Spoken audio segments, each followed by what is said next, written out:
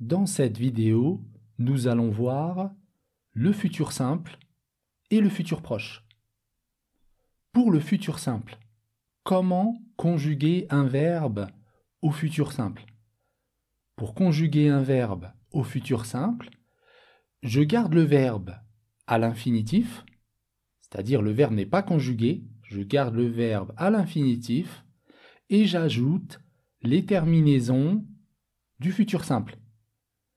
Les terminaisons du futur simple, pour je, AI, pour tu, AS, pour il, elle, on, A, pour nous, ONS, pour vous, EZ, et pour il ou elle, au pluriel, ONT.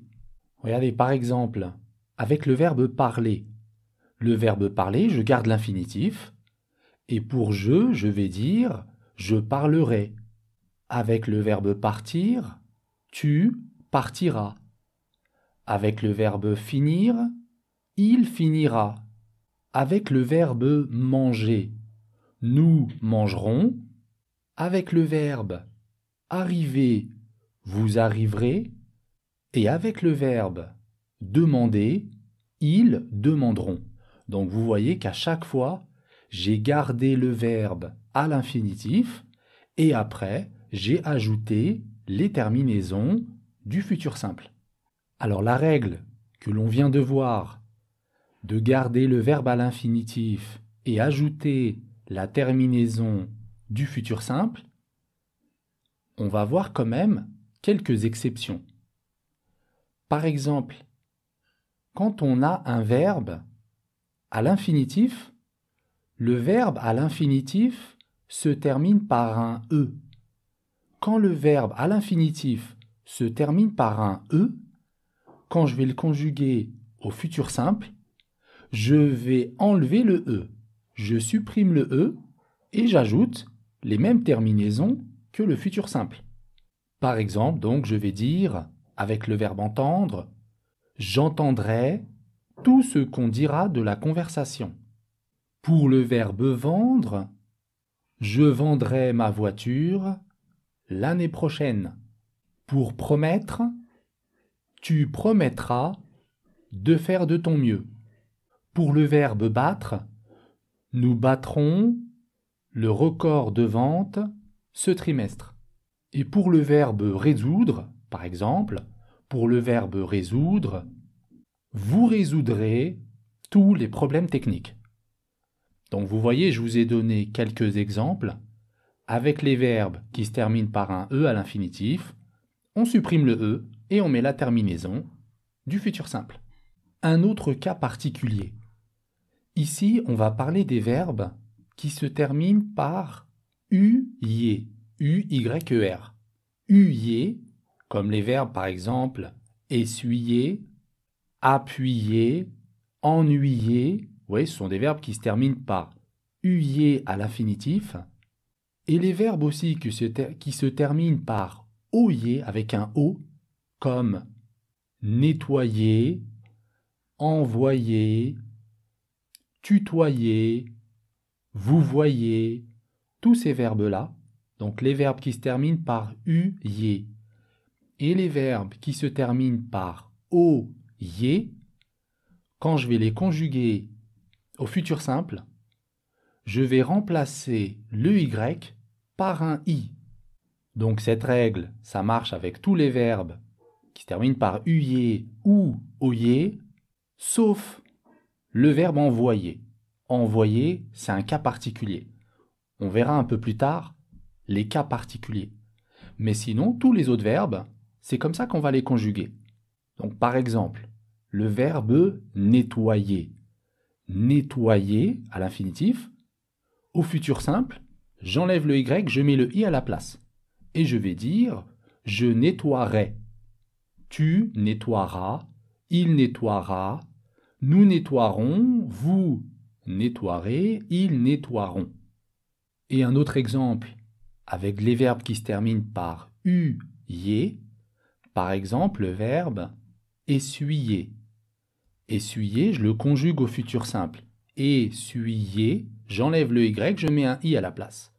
J'essuierai, tu essuieras, il essuiera, nous essuierons, vous essuierez, ils essuieront. Et donc, avant qu'on passe à d'autres cas particuliers, le verbe envoyer va changer de radical. C'est l'exception. Avec le verbe envoyer, je vais dire j'enverrai. J'enverrai avec deux R. J'enverrai, tu enverras, il enverra, nous enverrons, vous enverrez, ils enverront. Donc là, c'est l'exception. Un verbe qui se termine par oyer, envoyer, mais il ne suit pas la règle que nous venons de voir. Par contre, pour les autres verbes, ça marche très bien. Et puis, on a une liste de verbes qui ne suivent pas du tout la règle que l'on vient de voir. On ne va pas prendre l'infinitif et ajouter les terminaisons. Ce sont des verbes irréguliers, le radical change complètement. Donc ici, je vous ai mis une liste. On a par exemple le verbe aller, le verbe avoir, le verbe savoir, le verbe être, le verbe faire, le verbe voir, le verbe pleuvoir, le verbe tenir et le verbe valoir. Voilà, ce sont des verbes irréguliers. Là, il n'y a pas de règle, il faut tout simplement les apprendre. Alors, nous avons vu le futur simple, nous allons voir maintenant le futur proche. Pour le futur proche, comment est-ce que je vais former le futur proche? Pour le futur proche, j'utilise le verbe aller au présent, plus, après le verbe aller, j'ajoute le verbe à l'infinitif.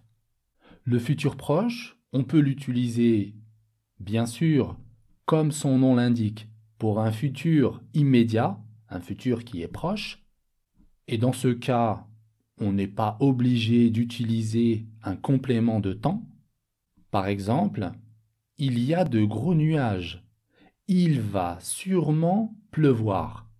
Il va sûrement pleuvoir. Ici, je parle d'un futur proche.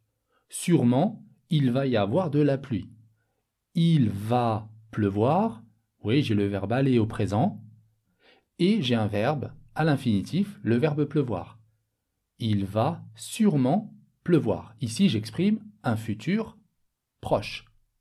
On peut également utiliser le futur proche pour un futur plus ou moins lointain. Le futur peut être également loin avec le futur proche. Mais dans ce cas, je dois utiliser un indicateur de temps. Par exemple, nous allons partir au Canada l'année prochaine. Là, ici, on est sur l'année prochaine. On est quand même dans un futur lointain. Nous allons partir au Canada l'année prochaine. Je suis obligé d'ajouter un indicateur de temps. J'ai ajouté l'année prochaine et j'ai utilisé le futur proche. Nous allons partir. Ici, une remarque. Pourquoi j'utilise le futur proche dans un futur lointain? C'est pour indiquer une intention. Ici, c'est mon intention. J'ai l'intention de partir au Canada l'année prochaine. Donc, quand je veux exprimer une intention, je peux utiliser le futur proche. Une dernière chose, une dernière remarque. À l'oral, très souvent, on utilise le futur proche à la place du futur simple. Le futur proche est très utilisé dans toutes les situations. Que ce soit un futur proche, un futur lointain, très souvent, à l'oral, on utilise le futur proche à la place du futur simple. Le futur simple va plutôt être utilisé pour un langage soutenu, un langage professionnel, ou bien dans les écrits, pour envoyer des emails. Dans ce cas, c'est mieux d'utiliser le futur simple. Mais à l'oral, on utilise très largement le futur proche. Voilà, j'ai terminé avec le futur simple et le futur proche. J'espère que cette vidéo vous sera utile. Pour ceux qui veulent prendre des cours en ligne, que ce soit en grammaire ou en communication, je vous ai mis mon numéro WhatsApp si vous voulez plus d'informations. Je vous donne rendez-vous d'ici là pour d'autres cours de grammaire et de communication. À la prochaine.